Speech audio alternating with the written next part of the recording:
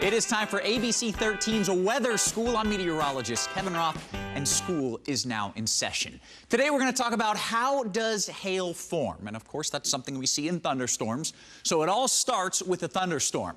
One of the key properties to a storm is a strong inflow here, and that's what you're seeing here. These are strong winds called an updraft that are providing this storm with a lot of energy, dragging up those winds. So what happens is some of the rain that forms in a storm gets caught in that updraft and gets carried high up into the storm, above the freezing line, because in a thunderstorm at the very top, it is very high in the atmosphere and it's very cold up there.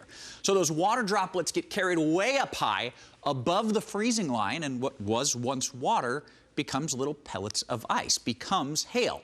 But it doesn't stop there, because this process repeats itself. What happens are these little hailstones start to fall back below the line, falling into the inflow, into the updraft, and then they do it again, repeatedly, falling below and then rising back above the freezing line. Now, each time that happens, the hailstone gets a little more water on it, refreezes, and gets a little bigger. Eventually, it gets so big that it falls on out. The updraft can't sustain it, can't lift that heavy hailstone anymore, and that's when the hailstone will fall to the ground, and that's when you or I can see the hail.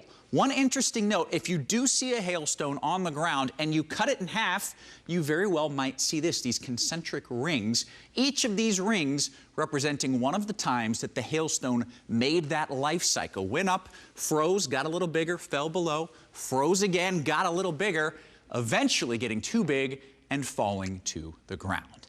That is your ABC 13 Weather School. I hope you've enjoyed.